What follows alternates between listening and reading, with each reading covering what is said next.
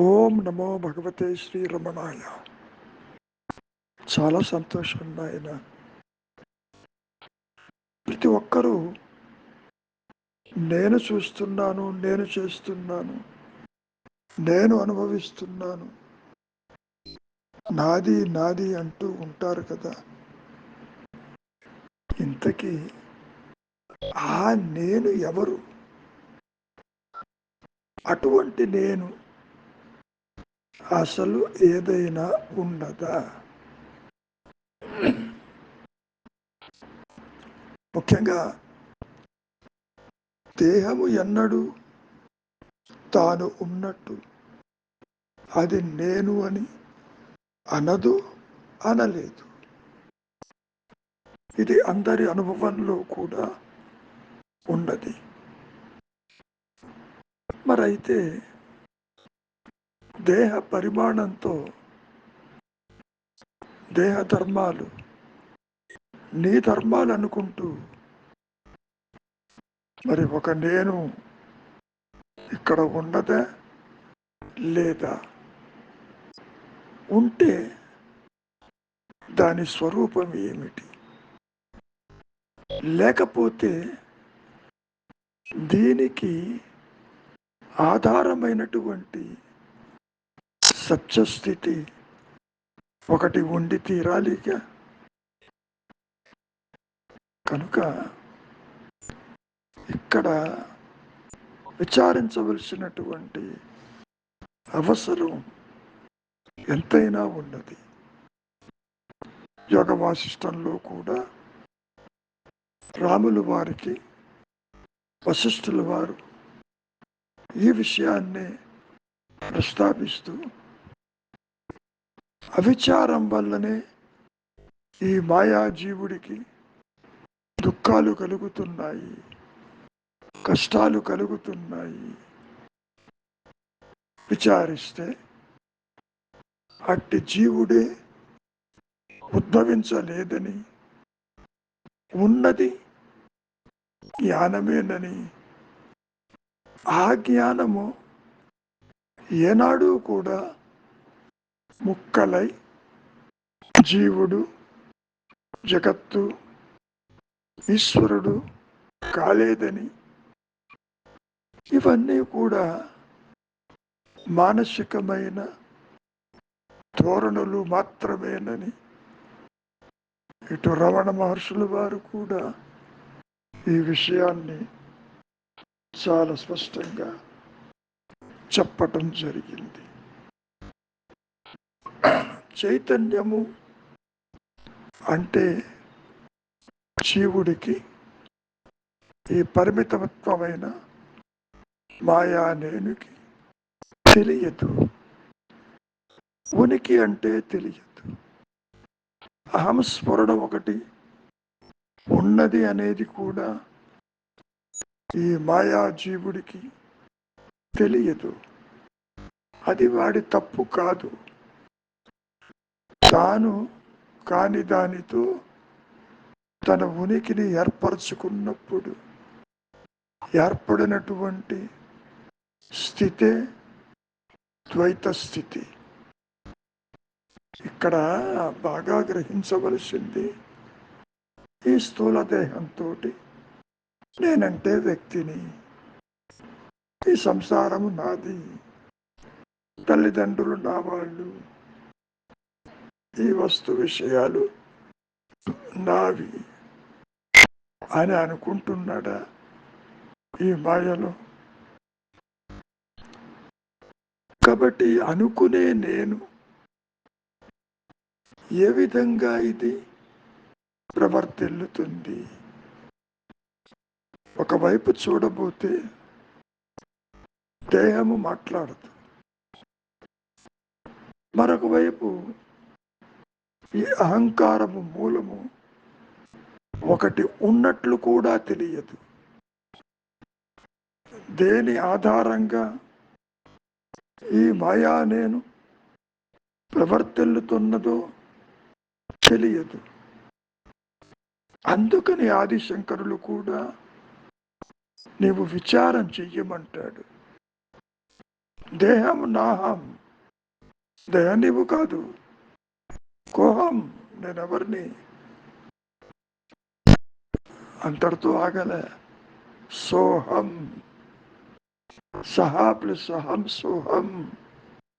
ఏదైతే ఉన్నదో, ఏదైతే స్వయం ప్రకాశమై ఉన్నదో, ఏ చైతన్యమైతే ఉన్నదో, ఏ ఆత్మ అయితే ఉన్నదో,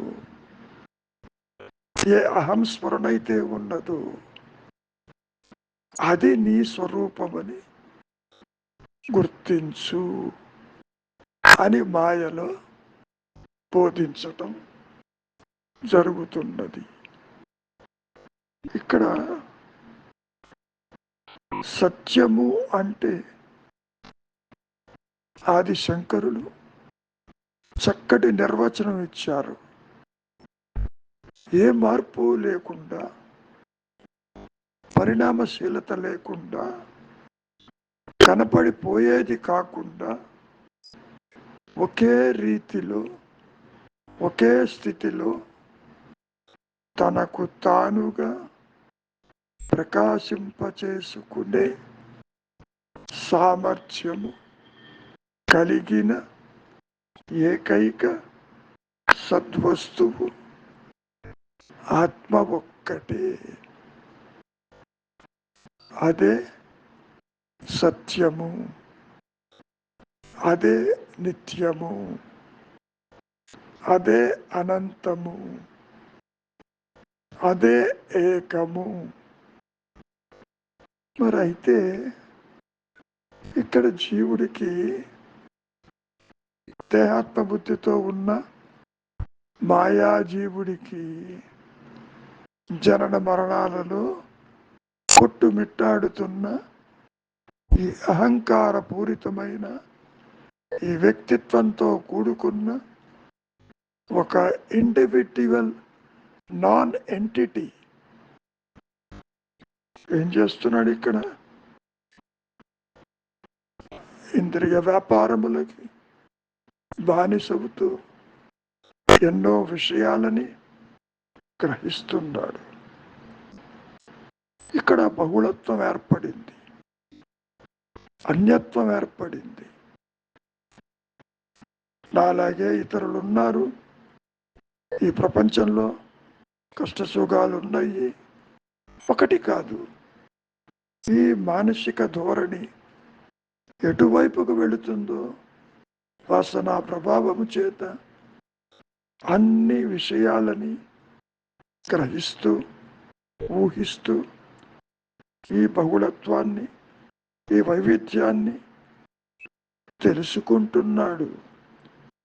ఆ తెలుసుకునేది సాపేక్ష జ్ఞానమని తనకి తెలియదు.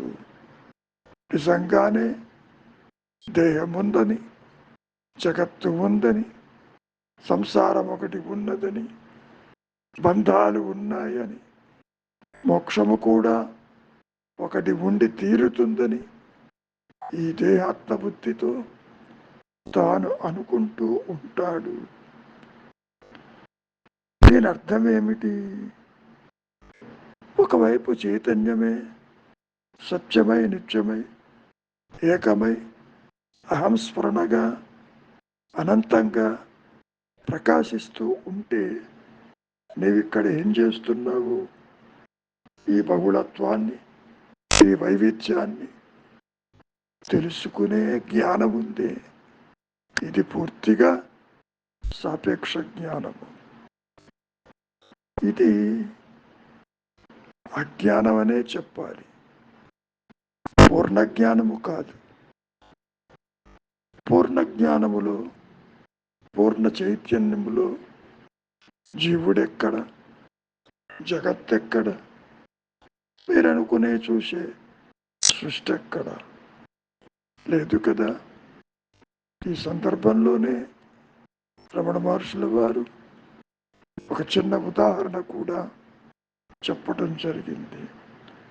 ప్రతి ఒక్కరికి బంగారు ఆభరణాలు ఉన్నాయని తెలుసు.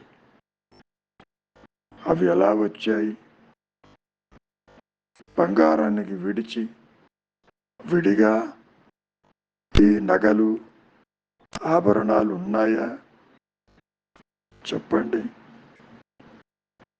కాబట్టి బంగారాన్ని విడిచి ఏ విధంగా అయితే ఈ ఆభరణాలకి వేరుగా ఎగ్జిస్టెన్స్ ఉనికి లేదు, అదేవిధంగా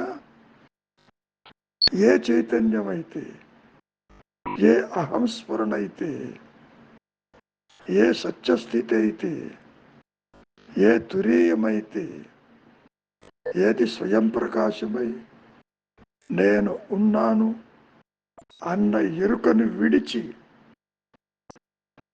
మరి ఈ ప్రాపంచిక జ్ఞానము లేదుగా, మరి ఇదంతా అసత్యమేగా. అందుకనే మహర్షుల వారు ఏమంటున్నారు, ఈ ద్వైత జ్ఞానం అంతా అజ్ఞానమేను.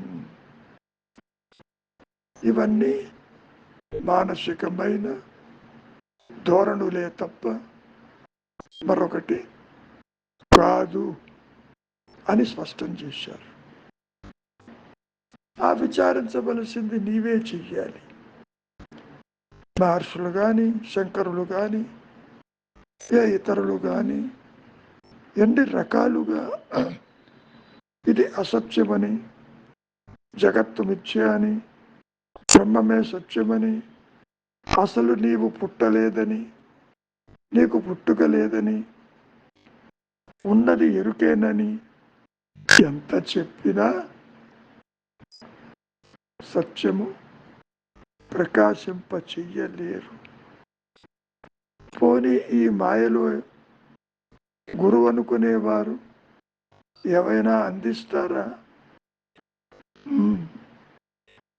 ఆత్మని, ఆ చైతన్యాన్ని ప్రకాశింప చెయ్యగలిగిన వారెవరూ లేరు.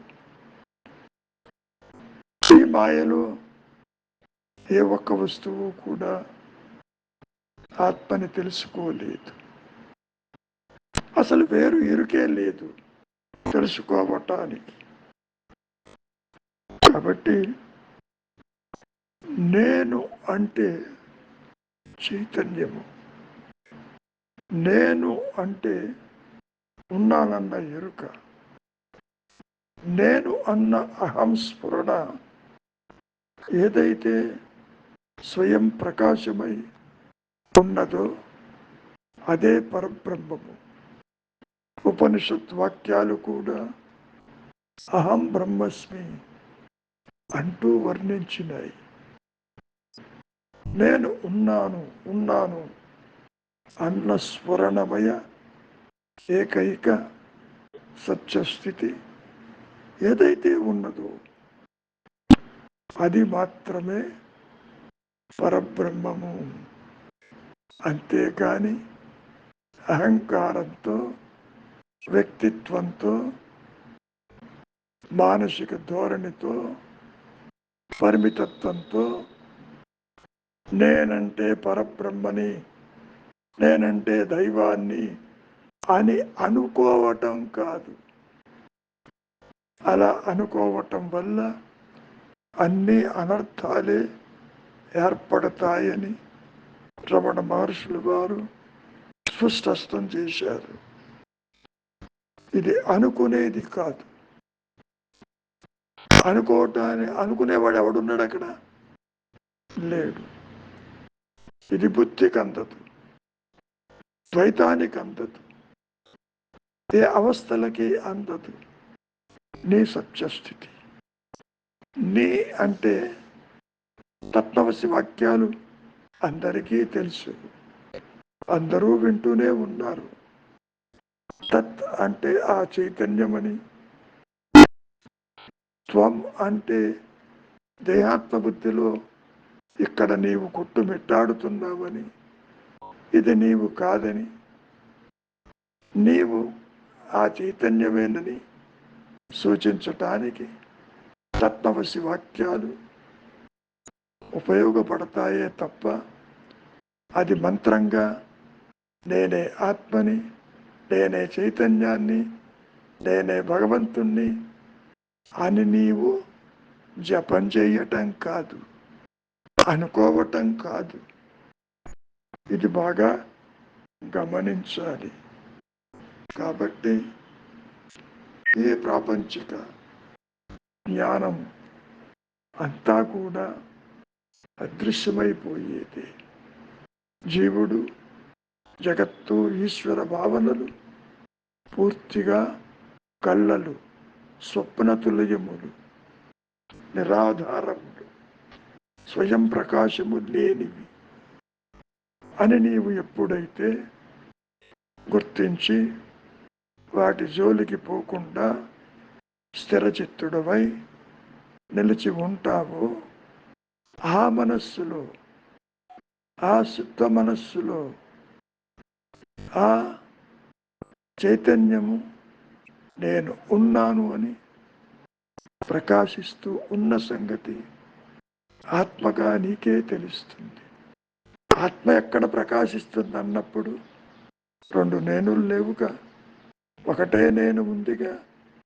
ఇప్పుడు నువ్వు మనస్సు అంటున్నావుగా, ఆ మనస్సులో అది గుణరహితమై, బంధరహితమై, ద్వంద్వరహితమై, ఇచ్ఛారహితమై నిలిచినప్పుడు ఆ మనస్సులోనే శుద్ధమై, శుద్ధ సత్వమై, ఏకమై, అనంతమై నేను ఉన్నాను అన్న అహం స్ఫురణ అనంతమైన చైతన్యముగా అది ప్రకాశిస్తుంది. కనుకనైనా విచారించు, నీవెవరివో నీవే తెలుసుకోవాలి. అనుగ్రహము చేతనే ఆత్మ ప్రకాశిస్తూ తన ఉనికిని తెలియజేస్తూ ఉన్నది. సృష్టిలో మరే ఇతర వస్తువుకి స్వయం ప్రకాశము లేదుగా. మరి కనుక ఊరక ఉండుటే శ్రేయస్కరము, మౌనమే శరణ్యము.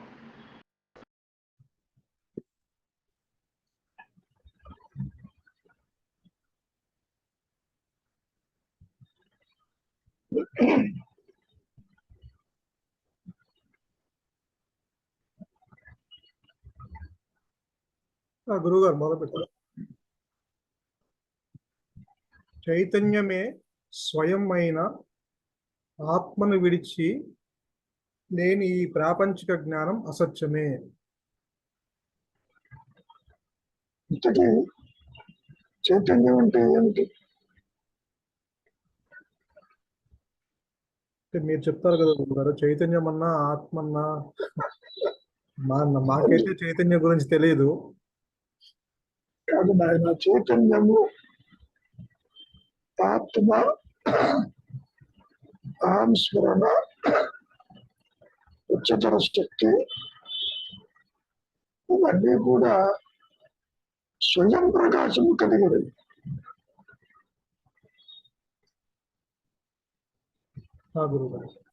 చైతన్యము అంటే తన ఉనికిని తానుగా గుర్తించుకోగలిగిన సామర్థ్యము ఒక్క ఆత్మకే ఉంటుంది, ఒక్క చైతన్యానికే ఉంటుంది. చైతన్యము అంటే కాన్షియస్నెస్. కాన్షియస్ అంటే తన ఉనికిని, తన ఎగ్జిస్టెన్స్ ని తాను గుర్తించుకునే సామర్థ్యము ఒక్క చైతన్యానికే ఉంటుంది. ఇప్పుడు నేనున్నాను అన్న సంగతి నేను గుర్తిస్తున్నా కదా గురువు గారు. అవాసకాంతులు గుర్తిస్తుంది, నేను గుర్తిస్తున్నాగా. కాదు కాదు కాదు కాదు ఏం చెప్పిందా ఉన్నట్టు? ఏం చెప్పిందా? జగత్తు చెప్పిందా? సంసారం చెప్పిందా? నీవు అభాసకాంతిలో గుర్తిస్తున్నావు. ఇది పూర్ణకాంతి కాదు. అభాసము అంటే స్వయం ప్రకాశము లేనిది. భాసము అంటే ప్రకాశము, అభాసము అంటే రిలేటివ్ నాలెడ్జ్. స్వయం ప్రకాశం లేకపోతే అసలు గుర్తించదుగా ఇది. మరి ఇది దీనికి అహంకారము నేను గుర్తిస్తున్నానంటే అది స్వయం ప్రకాశము ఉన్నట్ట ఎప్పుడు కాదు. స్వయం ప్రకాశమే కనుక ఉంటే నేను గుర్తించేవాడు తన స్వరూపం గుర్తించాలి. అడగని పాయింట్ అర్థమైంది. ఇప్పుడు ఈ అహంకారం కూడా నా స్వరూపము దేహం అనే నేను గుర్తిస్తున్నా కదా, అది ఆ గుర్తింపు ఉంది కదా. నువ్వు అన్యత్వాన్ని గుర్తిస్తున్నావు, నీ స్వరూపం గుర్తించలేదు. నేను ఉన్న స్పందనని గుర్తిస్తున్నావు, నీ ఆలోచనని గుర్తిస్తున్నావు, నువ్వు అనుకునే దేహాన్ని ప్రదేశాలని గుర్తిస్తున్నావు, పక్కల్లో గుర్తించినట్టు. అంతేగాని గుర్తించేవాడిని నీవు గుర్తించే స్థితిలో ఉండదు. నీవు ఆత్మమైనప్పటికీ నీవు ఇక్కడ అన్యత్వాన్ని గుర్తిస్తున్నావు. అందుకని ఇది సాపేక్ష జ్ఞానం అయింది, లోయర్ సెల్ఫ్ అయింది. ఇది ఆర్టిఫిషియల్ ఇంటెలిజెన్స్ లాగా ఆర్టిఫిషియల్ లేని ఏమైనా గురువు గారు. ఇక్కడ తేడా ఏమిటి రెండింటికి? అహంకారం అన్యత్వాన్ని గుర్తిస్తుంది, బారోడ్ లైట్ లో అభాస కాంతిలో గుర్తిస్తుంది. ఆత్మ తనకు తాను గుర్తిస్తుంది. డిఫరెన్స్. ఆత్మ అన్యత్వాన్ని గుర్తించదు. ఇక్కడ జీవుడు అన్యత్వాన్ని గుర్తిస్తాడు, తన స్వరూపం గుర్తించలేడు. Your getting the point, difference. గురువు ఇక్కడ అన్యత్వాన్ని గుర్తిస్తుంది, అక్కడ తన స్వరూపం గుర్తించలేదు. అక్కడ తన స్వరూపం గుర్తిస్తుంది, అన్యత్వాన్ని గుర్తించదు. అని నువ్వు అనుకోవడం కాదు, అది గుర్తించినప్పుడు ఉండవు. అదే అవగాహన, థియరిటికల్ గా అనుకుంటున్నావు అంతే. థియరిటికల్ అవగాహన. ఇప్పుడు నేను చెప్పేది థియరీ అంతే. అంటే ఆత్మజ్ఞానంతో కూడుకున్న థియరీ చెబుతున్నాయి. అవును, కొత్తగా అందించలేకపోవచ్చు. నేను ఉన్నాననేది, అహం స్ఫురణ అనేది, ఆత్మస్థితి అనేది, ఆ ఉच्चతర శక్తి అనేది తనకి తాను గుర్తిస్తుంది. అనంతంగా తన ఉనికిని తెలుసుకుంటుంది. ఇక్కడ అన్ఫార్చునేట్లీ జీవుడు తన ఉనికిని తెలుసుకోలేడు, అన్యత్వాన్ని ఊహిస్తాడు, దేహాలు మార్చుకుంటాడు, పుడుతూ చస్తూ ఉంటాడు ఇక్కడ వాయరు. So you got the difference. గురువు గారు, ఇప్పుడు ఏమంటారు చూడు, ఇంకా చైతన్యమే స్వయం అయిన ఆత్మను విడిచి లేని ఈ ప్రాపంచిక జ్ఞానం అసత్యమే. ఇక్కడ ఏమిటంటే విడిగా చూస్తున్నావు కాబట్టి అటువంటిది లేదు, కలిపి చూడటం కుదరదు. అంటే వేరువేరుగా చెప్తున్నారు గురువు గారు. చైతన్యమే స్వయం అయిన ఆత్మను విడిచి లేని అంటారు. అంటే చైతన్యము ఆత్మ ఒకటే కదా? చైతన్యం ఆత్మ ఒకటే. చైతన్యమైన స్వయం ప్రకాశమైన తన ఉనికిని తెలుసుకోగలిగిన నేను ఉన్నానన్న ఎరుక అని చెప్పదు. అటువంటి దాన్ని విడిచి అహంకారము లేదు అని చెప్పదు. ఇప్పుడు ఈ మాయానికి బేసు ఉంది చైతన్యం, కానీ తెలియదు.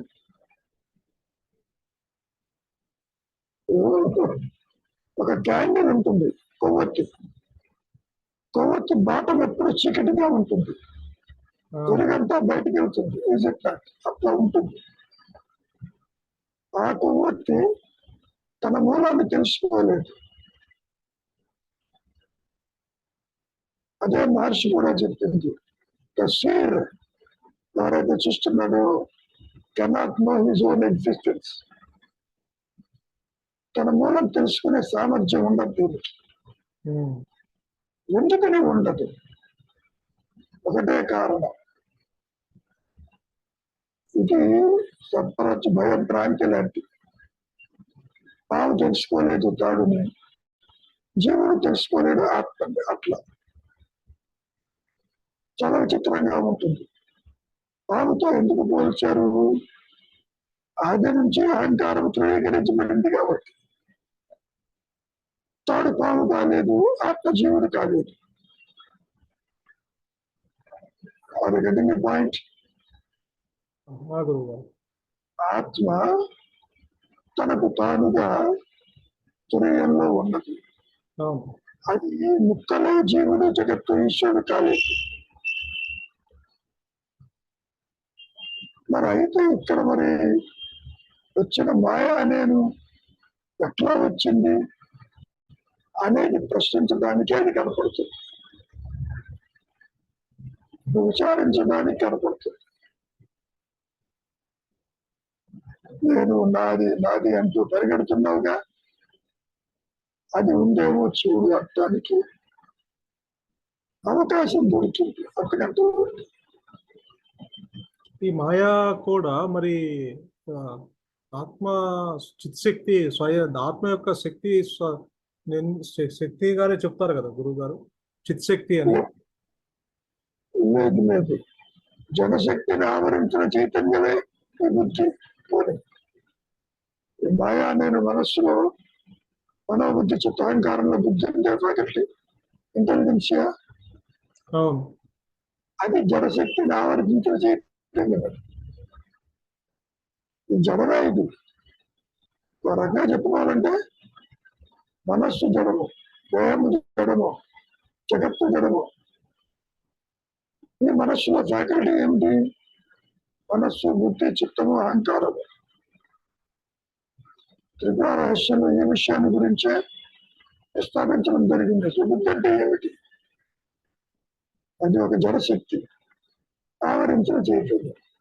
అట్లా అవును, జడశక్తి అయినా ఆవరించిన చైతన్యమైనా అది ఆత్మను విడిచలేదు అంటే, అంటే ఆత్మ నుంచి వచ్చిన ఒక శక్తే మాయగా మనకి కనిపిస్తుంది అనుకోవచ్చా? కాదు, ఆత్మ నుంచి ఏది లేదు, ఆత్మలో మాయ లేదు, ఆత్మ నుంచి ఏది రాలేదు. ఈ చిచ్చర గ్రంథి అనేది ఇమాజినరీ, అభూత కల్పన, శాంతం. ఇదొక పిశాచం అన్నారుగా. కరెక్టే, కానీ దాని ఆత్మకి సంబంధం లేకుండా అది అంటే ఆ శక్తి అది బయట అది వెల్లడించలేదు కదా గురువు గారు. దానికి ఏదో ఒక ఆధారం ఉంది అంటే, ఆత్మ ఆధారం ఉంది అనుకున్న, చైతన్యం ఆధారం ఉంది ఇక్కడ, కాదన్యం. కానీ అది తనంతా తన స్వయం ప్రకాశము కాదు, తనంతా తన స్వయం ప్రకటితం చేయలేదు, కానీ ఆధారపడి ఉంది కదా. అంటే ఆత్మకి దీనికి కనెక్షను. ఆయన ఆ విషయం తెలియదు, చంద్రుడికి తెలియదు తన ప్రకాశం సూర్యుడి వల్ల ఉన్నది. నువ్వు చూస్తున్నావు భూమి మీద నుంచి, అదిగో సూర్యకాంతి వల్ల చంద్రుడు తిరుగుతున్నాడు, ఇవాళ అమావాస్యము, మొన్న పౌర్ణమి. నువ్వు తెలుసుకుంటున్నావు, చంద్రుడికి తెలియదు. ఎందుకు క్షీణిస్తున్నాడు, ఎందుకు ప్రకాశిస్తున్నాడు అంటానికి చంద్రుడు కూడా జడమే. పాయింట్ అది. చంద్ర ప్రకాశము చంద్రుడికి తెలియదు. నువ్వు అనలైజ్ చేస్తున్నావు, నీ బుద్ధితో చెబుతున్నావు. సూర్యకాంతి పడింది కాబట్టి చంద్రుడు వెందలిస్తున్నావు అంటున్నావు. It is your thought, is it not? అంటే ఈ ఇమాజినరీ ఈ ఫ్యాంటమ్ కూడా అది మనకి ఈ పాము పాము దృష్టి ఇప్పుడు దృష్టి లోపం ఉంది కరెక్టే పాము కనిపించింది తాడు చూసా రజ్జు అనుకొని అది మా తాడుగా తాడు చూసి పాముగా భయపడ్డాము దృష్టి దోషము బుద్ధి లోపం అనుకోవచ్చు. తాడు చూసి కాదు, తాడు చూసి కాదు, తాడు అని తెలియక. తాడు అని చీకట్లో తాడు అని తెలియక. తాడు తెలుస్తుంది, దేవుని కలుగుతుంది. నువ్వు ఆత్మగా ఉంటే దేవుని ఆత్మ ఎందుకు వస్తుంది? అందుకే నువ్వు నిద్రపోతున్నావు నాయన, హాయిగా ఉన్నావు. పొరపాటునైనా నీ సంసారము జగత్తు కష్టసుఖాలు గుర్తొస్తున్నాయా అక్కడ? చెప్పు. లేదు గురువు గారు, నిద్రలో లేదు. ఎందుకు లేదు? కారణం నువ్వు మూలంలో ఉన్నావు, నీ శరీరత్వంలో ఉన్నావు, మళ్ళీ కర్మవశంగా బయటకు వస్తున్నావు. అప్పుడు ఇవన్నీ కనిపిస్తుంటాయి. ప్రేమ, సంసారము, బాధ్యతలు, బరువులు, కాలము, గతము, భవిష్యత్ అంటున్నా వచ్చి.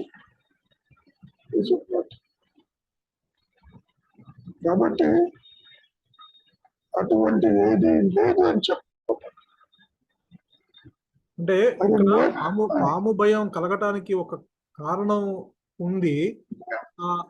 అంటే కానీ పాము కనిపించడానికి మన విజిబుల్ గా పాము కనిపించడానికి ఆ భయం ఏర్పడింది బుద్ధిలో, ఆ దోషం ఏర్పడింది.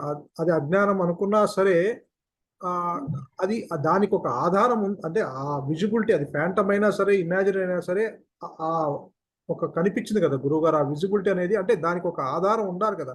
అంటే ఆత్మ నుంచి ఒక శక్తి ఆ విధంగా ప్రెజర్లీ మనకి ఆత్మ నుంచి కాదు, నీ ఆత్మవే ఉన్నావు. పూర్వస్మృతి వల్ల, పాము భయం వల్ల తాడుని తాడు బాగా పాము అయింది అక్కడ. నా కాలకి ముందు తాడేను అని భావన, నీ భావన వల్ల వచ్చింది. అంతేగాని తాడు అని తెలిసి రాలే. నీకు భయం పూర్వం ఉన్నది, తాను చూశావు. ఆ స్మృతులు, ఆ వాసనల వల్ల నీకు అలా కనపడింది, లేకపోతే కనపడదు. అది కనపడింది, దానికి ఎటువంటి అభ్యంతరం లేదు. కానీ దానికి కనిపించింది అంటే దానికి ఉనికి లేకపోయినా దాని ఎగ్జిస్టెన్స్ ఉంది. ఇమాజినరీ అయినా ఫాంటమ్ అయినా దాని ఎగ్జిస్టెన్స్ ఉంది.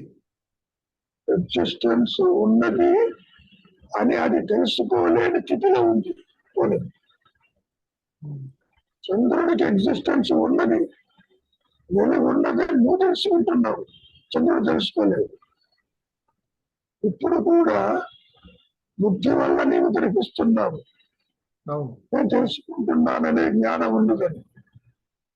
మరి నిద్రపోతే నీ జ్ఞానం ఏమైంది? ఏం చేయలేదుగా. ఈ జ్ఞానం సత్యమైతే నిద్రలో కూడా ఉండాలిగా, ఎందుకు లేదు?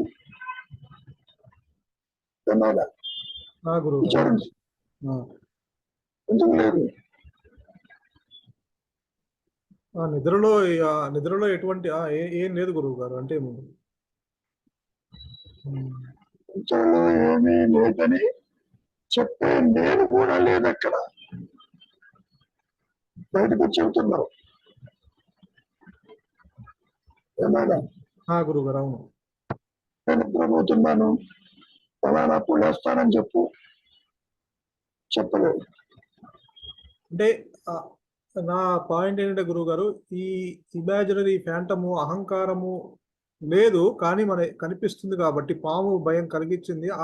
ఆ పాము జన్మకి కారణము అంటే అది ఏదై ఉంటుంది, అది దృష్టి దోషము ఏదైనా జరిగింది అక్కడ. ఆ జరగటానికి ఎవరు కారణం అంటే ఎవరు కారణం అని కాదు, దానికి ఏది ఆధారభూతమై ఉంది అలా ఉండటానికి?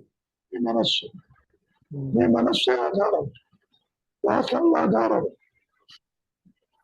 పూర్వస్మృతుల ఆధారం. అందువల్ల నీవు అట్లా ఇమాజిన్ చేస్తున్నావు. నువ్వు పాముని తెలిసి కాదు, తాడు అని తెలియక పాముగా పురపడ్డావు. ఆత్మ అని తెలియక దేహాత్మ బుద్ధి వచ్చింది ఇక్కడ.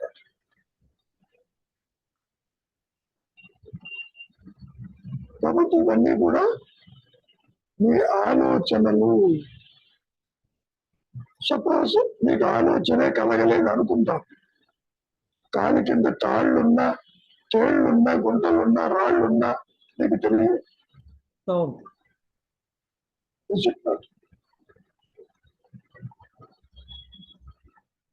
It is the thought connecting the events. అంటే ఈ థాట్ కి దానికి మీరేమో అదే ఉనికి లేదంటున్నారు, కానీ ఆ థాట్ కి ఒక శక్తి ఉంది. అది అది అది ఎక్కడి నుంచి ఆ శక్తిని తీసుకుంటుందంటే చైతన్యము ఆధారం చేసుకుంటుంది అంటున్నారు, కానీ చైతన్యానికి దీనికి సంబంధం లేదంటున్నాం మళ్ళీ ఒక పక్కన. ఆభాసం కాబట్టి ఇది ఆభాసం. ఇప్పుడు కథలో చెప్పే కదా, పక్క గదిలో లైట్ ఉంటుంది, ఈ పక్క గదిలో మసక చీకటి ఉంటుంది. నీ మసక చీకట్లోనే నువ్వు పొరపాటు పడ్డావు. తాడుగా పాము అనుకుంటావు. నీ వాసనలు కోరికల వల్ల దేహాలని నాశనించినవి. ఇంతవరకు దేహం ఎలా పనిచేస్తుందో తెలుసా నీకు? గుండె కొట్టుకుంటుందో తెలుసా? ఎప్పుడు ఆగిపోతుందో తెలుసా? పుట్టుక తెలుసా? మరణం తెలుసా? ఏమో తెలియదుగా. మరి ఇది ఏమన్నా పెద్ద ఎక్స్పర్ట్ కావాలని తెలుసుకోవడానికి? నా పుట్టుకకే నా ఉనికి లేదు అంటే, నీ ఎందుకు పుట్టాను అది నాకు చెప్పి రాలేదు, ఎందుకు మరణిస్తున్నానో అది చెప్పి వెళ్ళిపోదు. ఆ మాట కూడా అన్నారుగా మహర్షి. దేహం ఎలా వచ్చింది అలాగే పోతుంది, నీకు తెలియదు పొమ్మన్నాడు. అవునవును. అట్లాగే గుండె కొట్టుకుంటుందని అనుకుంటున్నావు, ఎప్పుడు అయిపోతుందో కూడా నీకు తెలియదు. ఇవన్నీ కూడా మాయలో ఎవరు ఆపరేట్ చేస్తున్నారు? ఒక ఉచిత శక్తి ఉండాలి. దాని ఎదుట ఇది జరుగుతూ ఉందని చెప్పుకోవాలి. అంటే దాని ఎదుట జరుగుతుంది కానీ దానికి దీనికి సంబంధం లేదని కూడా చెప్పుకుంటున్నాం కదా. అంతేగా మరి కలగంటున్నాం. కలగనేవాడికి తనలో ఉన్న లోకానికి సంబంధం ఉంటే నువ్వే కలగన్నావు. పుస్తకం ఏమంటావు? కళ సత్యం అంటారే తప్ప కలకనేవాడు సత్యం అంటలేదు. ఎప్పుడంటావు కలగనేవాడు సత్యమని? ఆత్మ ప్రకాశం తర్వాత చెబుతావు, జీవుడే వేడుకోమని. అదే మహర్షి చెప్తుంది. ఉన్నది ఎరుక, లేనిది సృష్టి అన్నాడు. అనుభవం కూడా అదే అని చెబుతా. ఎందుకని ఇప్పుడు కూడా చెప్పడంలా, సంసారం చెప్పడంలా, జగత్తు చెప్పడంలా, పరివారాలు చెప్పడంలా, వాళ్ళు ఉన్నట్టు. చివరి కంక్లూజన్ ఏంటి? అసలు అజ్ఞానమే లేదు, సృష్టి లేదు, ఉన్నదే జ్ఞానం అని చెప్పటం. అంటే ఇక్కడ లేదు అంటే పూర్తిగా, అంటే అది లేదు అంటే లేని పాము ఉన్నట్టుగా ఫీల్ అయినావు అక్కడ. అవును, లేని జీవుడు ఉన్నట్టుగా ఫీల్ అవుతున్నాడు ఇక్కడ. నువ్వు ఆత్మవై ఉంటూ నాకు జనన మరణాలు ఉన్నాయి, దేహం పోతేనే పోతానని అనుకుంటున్నావు. పాముకే నీకు పెట్టాడా ఏం లేదు ఇక్కడ. You are totally associated with దేహం. దేహం పుట్టినట్టు చెప్పడంలే, కానీ దాని ధర్మాలు నీ ధర్మాలు అనుకుంటున్నావు. మరి ఆత్మస్థితిలో ప్రకటితమైన తర్వాత ఆ పాము ఎటుపోయినట్టు గురువు గారు? మరి అప్పుడు ఆ కనిపించిన పాము ఎటైనట్టు? లేదు అంటే అక్కడ ఉంటేగా ఉంటేగా కలెట్టుపోయినట్టు చెప్పు. కలగంటావు, కళ్ళు అన్ని ప్రదేశాలు తిరిగావు, ఏనాడో పోయిన మనతో మాట్లాడావు. పైగా నీ భార్య నీకు అన్నం పెట్టలేదంటే అవునంటావు, ఆయనతో బయట చెప్పావు. ఆయన అడుగుతున్నాడు, పరామర్శించాడు, చనిపోయినట్టు తెలియదు. బతుకున్నట్టుగానే కనబడతాడు అక్కడ. నువ్వు ప్రొజెక్ట్ బయటకు వచ్చాక నువ్వే చెబుతావు అది అసత్యము. అంతే. అంటే బయటకు వచ్చిన తర్వాత కళ అసత్యం అని ఆ భయం పోయింది. అట్లానే ఆత్మస్థితిలో పాము అనేది అసత్యం అని చెప్తాం అప్పుడు. అదే చెబుతున్నారు మహర్షి. జీవ జగత్తు ఈశ్వరులు అంతా అసత్యములు అని. నేను అదే చెబుతున్నా. ఉన్నది ఆత్మే, సృష్టి లేదు, సంసారము లేదు, బంధాలు లేవు, చరణ మరణాలు లేవు. నువ్వు అనొచ్చు పొద్దున ఈ దేహం రాలిపోతుంది కదా, నీ మనస్సులో రాలిపోతుంది, ఆత్మ చెప్పి రాలిపోదు. మనస్సులో ఫీడ్ చేసి పెట్టించావు.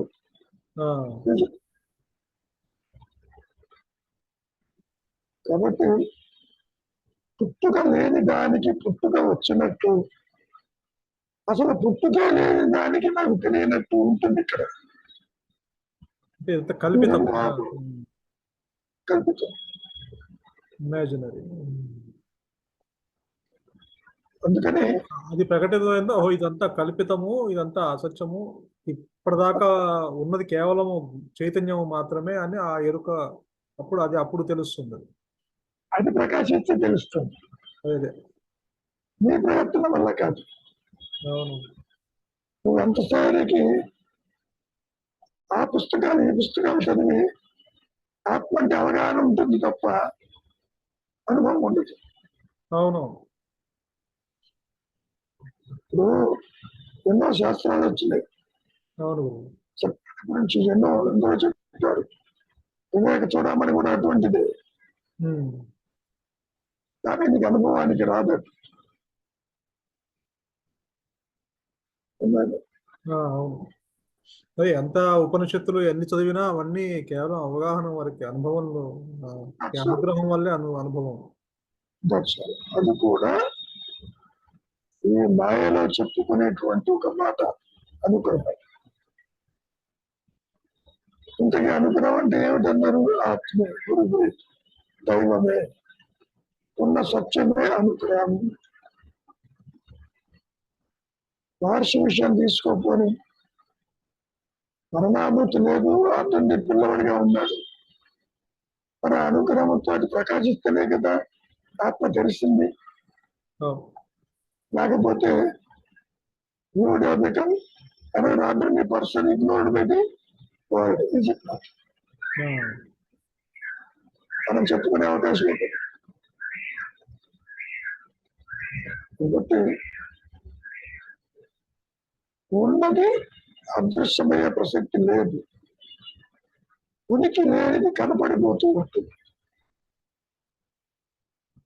అందుకని ఒక తెర, బొమ్మలు ఉదాహరణ చెప్పడం మొదలుపెట్టారు. బొమ్మలు అసత్యం కాబట్టి అవి తెరనంతవు, చూస్తా అదృశ్యం అయిపోతుంది. తెర మీద ఎన్ని బొమ్మలు పడ్డా ఒక్క బొమ్మ కూడా తెరని అంటది. చెప్పినట్టు అదే కృష్ణ పరమాత్మ చెప్పుకున్నాడు గీతలో కూడా. శస్త్రము ఛేదించదు, అగ్ని దహింపదు, వాయువు ఆత్మవేయదంటూ ఆత్మను గురించి స్పష్టం చేశాడు. కానీ ఇదంతా తెర మీదే జరుగుతుంది కదా, మీరన్నట్టు ఆ ఎగ్జాంపుల్లో బొమ్మలన్నీ తెర మీదే నడుస్తున్నాయి కానీ మీకు అవగాహనకి తెర అంటే ఆత్మ. కానీ ఆత్మ మీద అలా ఆత్మలో జరగవు ఇవన్నీ. తెరలో కూడా దొరుకుతాయా? తెర ఆధారంగా ఉంది జరుగుతున్నాయి కదా బొమ్మలు దాని మీద పడి. అందుకని నేను విడిగా చూస్తున్నావు తెరని బొమ్మ, ఇక్కడ విడిగా చూడలేవు. నువ్వు విడిగా ఉంటూ ఆత్మను చూడలేవు. కానీ ఆత్మస్థితిలో తెర బొమ్మలు అట్లా ఓన్లీ తెర మాత్రమే ఉంటుంది, బొమ్మలు ఉండవు. చాలు బయటకు వచ్చి చెబుతున్నావు తెర అనే ఆత్మ ఉండబట్టి నేను చూస్తున్నానని. ద్వైతంలో ఏ విధంగా అయితే నీకు తెర కనపడుతుంది, బొమ్మలు కనపడతాయి, సినిమా అంతా అయిపోతే సినిమా సత్యము, తెర లేకుండా బొమ్మలు లేవు కదా, ఇది అర్థమవుతుంది బాగా. కాబట్టి నేను ఉన్నాను అనేటువంటి జ్ఞానమైన తెర ఒకటి ఉండబట్టి నేను చూస్తున్నాను, నిద్రిస్తున్నాను, కర్మలు ఆచరిస్తున్నాను, అనుభవిస్తున్నాను, పుడుతున్నాను, పోతున్నాను అంటున్నావు. ఈ జనన మరణాలు కూడా తెర మీద మమ్మల్ని అంటే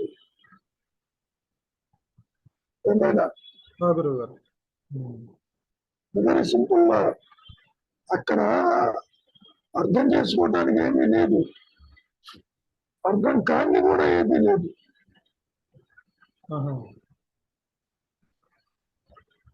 ఏమంట గురువు గారు అంటే అర్థము చేసుకోలేము, అటు అర్థము కాందంటానికి మళ్ళీ అది ఇంకోటి లేదు.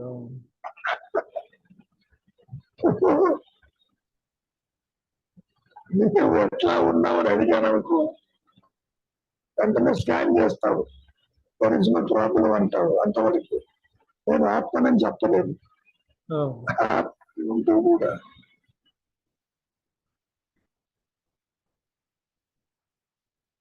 ఒక సందర్భంలో రమణ మహర్షి వారు పిలిచాను ఒక పిల్లవాడిని. పిలిచి ఎవరినైనా నీవని అడిగాడు. నేను ఎల్లయ్య పుల్లయ్య అన్నాడు.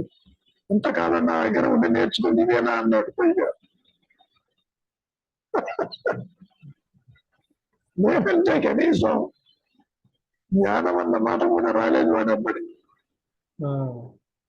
సరేలే పదా అన్నాడు. అందుకని ఏమంటాడు పాప అంటే ఇంతకాలం ఇక్కడ ఉండి నువ్వు తెలుసుకున్నదేనా, ఆత్మబుద్ధి పోలేదా అన్నట్టుగా ఆశ్చర్యాన్ని ప్రకటించాడు మహర్షి.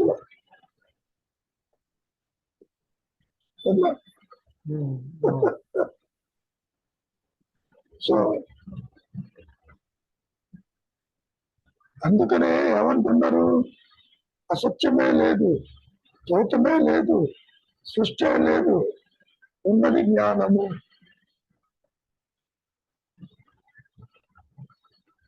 పోనీ దాని నుంచి ఏమన్నా వచ్చిందా, ఏమీ రాలేదు. కానీ వచ్చినట్టుగా జననము, మరణము, బంధము, పూర్వ జన్మలు, ఉత్తర జన్మలు అంటూ ఒక మాయ ఆవరించినట్టుగా ఉంటుంది. కృష్ణ పరమాత్మ కూడా చెప్పుకుంది, నన్ను శరణు చూస్తే ఈ మాయ ఏం చేయదంటాడు. అంటే మాయ కూడా ఉన్నట్టే కదా. కాలము మాయ, గతము మాయ, భవిష్యత్తు మాయ, ఆలోచనలు మాయ, ఘటనలు సంఘటనలు మాయ, ఒకటి కాదు. అంటే జ్ఞానమును విడిగా మనము అది అది కాకుండా ఇంకా ఏది ఇటు పక్క చూసినా ఇదంతా మాయ కిందకే. ఎందుకని ద్వైత జ్ఞానం అంతా మాయే. అది స్వప్నం కావచ్చు, జాగ్రత్త కావచ్చు, నిద్ర కావచ్చు, ఈ మూడు అవస్థలు కూడా మాయాజనితం. ఈ దర్శించే లోకాలు కూడా మాయాజనితం. ఇక్కడేమో స్థూల దేహానికి స్థూల జగత్తు చూస్తున్నావు, నిజమనుకుంటున్నావు, పరిగెడుతున్నావు, బాధ్యత అంటూ బరువు అంటూ చెప్తున్నారు. మరి ఆయన భగవాను కృష్ణుడు, శ్రీకృష్ణుడు కూడా విశ్వరూప దర్శనంలో లేకపోతే యశోదకి నోరు తెరిచినప్పుడు ఆ 14 భువన భాండములు ఆయన ప్రదర్శించినప్పుడు ఇదంతా కాలమే లేనప్పుడు ఈ భువన అతల సుతల ఇవన్నీ మీరు అన్నారు కదా, ఇదంతా భూలోక సువర్లోక ఇవన్నీ కూడా అది అసలు మాయ కిందకే వస్తాయి కదా గురువు గారు. అయితే నోట్లో చూపించింది మాయ, నోట్లో చూపించింది ఒక ఇమాజినరీ, తను అనుకుని చూసింది లోపల. చూపించాడు కదా. చూపించడం అంటే శంకరాచార్యులు తల్లి గారికి కూడా చూపించాడు. ఆయన పోయే ముందు కృష్ణమూర్తిని కైలాసం చూడాలండి, చూడమన్నాడు. వెంటనే ఆ ఇమాజినేషన్ కనపడింది. ఆత్మజ్ఞానం అందించలే తల్లికి. అంటే మాయలో ఆ శక్తిని, ఆ మాయా శక్తిని సృష్టించవచ్చు శుద్ధితో, అంతవరకే గాని చూడు అనగానే ఊహ ఎలా ఉందో అలా కనపడింది. నా విశ్వరూపం చూడు అన్నాడు అర్జునుడితోటి. ఏ రూపాలు కావాలని చూశాడు. పాయింట్ అది తాను అనుకున్నది చూశాడు, ఆత్మ చూడలే. అదే. కృష్ణ పరమాత్మ ఆత్మని అర్జునుడికి చూపించలే. ఎందుకని? విడిగా లేదు కాబట్టి. ఆ, కృష్ణుడికి విడిగా లేదు, అర్జునుడికి విడిగా లేదు. కాబట్టి ఆ విశ్వరూపం చూడు అంటే దానికి ఎక్స్ప్లెనేషన్ ఇచ్చాడు కదా భగవాన్. ఏదేదో అనుకున్నాడో అని చూశాడే తప్ప ఉమ్, ఆత్మజ్ఞానం కలగలేదు అక్కడ. అందుకనే ఎవరు అందించరు ఆత్మజ్ఞానం అంటే. అన్యత్వం ఉంటేగా అందించడానికి ఏమైనా. ఆ గురువు గారు. అంటే అంత ప్రదర్శించినా శ్రీకృష్ణుడు విశ్వరూపం చూపించినా సరే అంతా మాయలో ఆ ప్రదర్శనే తప్ప. నీ పొరపాటు పడ్డావు. విశ్వరూపం చూపించలే. నీవేది కావాలంటే చూడమన్నాడు. ఆహా. I'm not limited to this. నన్ను నేను ఎట్లా దర్శించదలిసి ఉంటే చూడు. దేవుడు కూడా అంతేగా. నువ్వు అనుకున్నదే వెంకటేశ్వర స్వామి, నువ్వు అనుకున్నదే రాముడు, నువ్వు అనుకున్నదే కృష్ణుడు. అట్లా what you think you see, that's all. అంతేగాని విశ్వరూపము అనేది నువ్వు ఎట్లా భావిస్తే చూస్తావన్నాడు. అంతే. అంతేగాని జ్ఞానాన్ని అంతటా వ్యాపించిన జ్ఞానాన్ని దర్శించడం కాదు అది. దర్శిస్తే గొడవ లేదు. మళ్ళీ పురాణాలు ఎందుకు మనకు? అవునవును. అది కుదరదు. అంతేకాదు ఎందరు మహనీయులు వచ్చిన మాయలో కనిపించిన వారికి ఆత్మను ఏమన్నా అందించారా? చక్కగా విభూతులు చూపించాడు, శక్తి చూపించాడు, సిద్ధులు చూపించారు. అన్ని మాయనే ఉన్నాయి. అదే అంటే బ్రహ్మశ్రీ విశ్వామిత్రైన త్రిశంకు సర్గం సృష్టించాడే గాని అంతవరకే.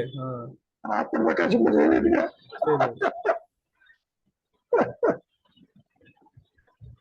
అందుకనే దార్శమన్నారు, గురువు అందించడు, బృందాల్లో ఉండదు, కర్మల వల్ల కాదు, నా అనుభవంలో ఒక అనుగ్రహం చేతనే. నువ్వు ద్వైతంలో చెప్పే మాట అనుకో, ఇది అనుగ్రహము.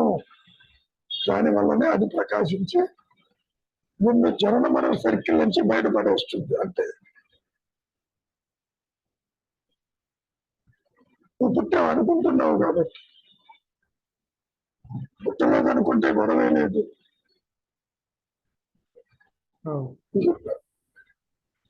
కాబట్టి నువ్వు చెయ్యడానికంటూ ఏది లేదు, పోగొట్టుకోవటానికి అంటూ ఏది ఉండదు. ఉండేది కాదు, పోగొట్టుకునేది కాదు.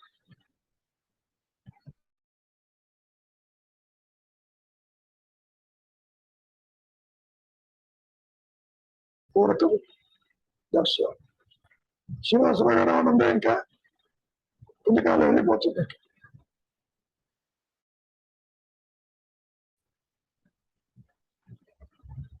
అది అన్మ్యూట్ చేసుకోవాలి. ఏం లేదు సార్, చెప్పడానికి ఏం లేదు సార్. ఆయన ఏం చూడదలుచుకున్నాడో దాన్ని చూడమన్నాడు, అదే చూపించాం. మనం కూడా అదే చూస్తున్నాం. మనం ఏం చూడగలమో అదే చూస్తున్నాం. ద్వైతాన్ని చూడగలుగుతున్నాం, అదే చూస్తున్నాం. ఇందాక మీరు చెప్పినట్టు మహర్షి నా దగ్గర ఇన్నాళ్ళు ఉండి నేర్చుకున్నదని ఎట్లా అన్నాడు. మనందరం కూడా ఎన్ని పుస్తకాలు చదివినా, ఎన్ని ఉపన్యాసాలు విన్నా ఎవరు అనేటప్పుడు నేను శ్రీనివాసరావు అంటాను అంతే. కాబట్టి ఒక అనుగ్రహం చేతనే అనేటువంటి జీవుడు అదృశ్యమైపోతాడు. తర్వాత కూడా ఉంటాడు, కానీ జ్ఞానం ఫోర్ ఫ్రంట్ లో ఉంటుంది. ఉపస్థాత్రయములు ఉండవు. ఉన్నట్టుగా మిగిలిన వాళ్ళు అనుకుంటారు. ఆయన చూసేవాళ్ళు తనకు జ్ఞానమే ఉంటుంది. మనస్సు వస్తూ ఉంటుంది, పోతూ ఉంటుంది, కర్మలు ఆచరిస్తుంది. బికాస్ బ్యాలెన్స్ ఆఫ్ ప్రారంభం ఉంది కాబట్టి 1950 దాకా. లేకపోతే ఉండాల్సిన అవసరం లేదు. దానికి ఎన్నో ఎగ్జాంపుల్స్ చెప్తారు కదా. ఫ్యాన్ తిరుగుతూ ఉంది, స్విచ్ ఆఫ్ చేస్తే ఆగిపోతుంది, వెంటనే కొంతసేపు తిరుగుతుంది. ఎండభావంలో నీళ్లు లేవని తెలిసినా కనపడుతూనే ఉంటాయి. కనపడినంత మాత్రాన అది సత్యం కాదు. ఆ విధంగా మనం దాన్ని తీసుకోవాలి. కాబట్టి నీవు ఆత్మని తెలుసుకోవటం కాదు, ఆత్మ ప్రకాశంలో నీవు నీ సంసారము, నీ అవస్థలు, నీ జనన మరణాలు అదృశ్యమైపోతాయి. On the spot.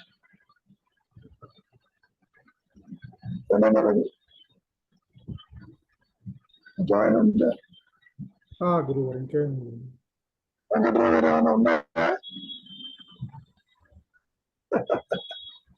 లేదు సార్, లేదు కానీ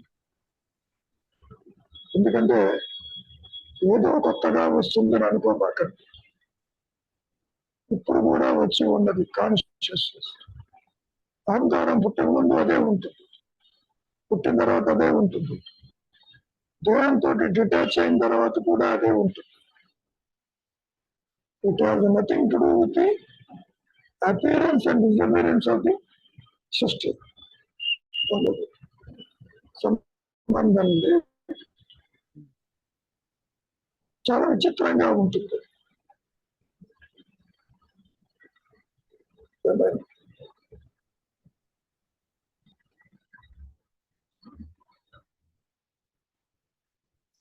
రవి ఇంకా ఆయన ఉందా?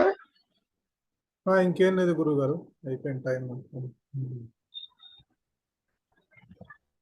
ఏమీ లేదని చెబుతున్నావు అంటే నువ్వు ఉండి తీరాలిగా.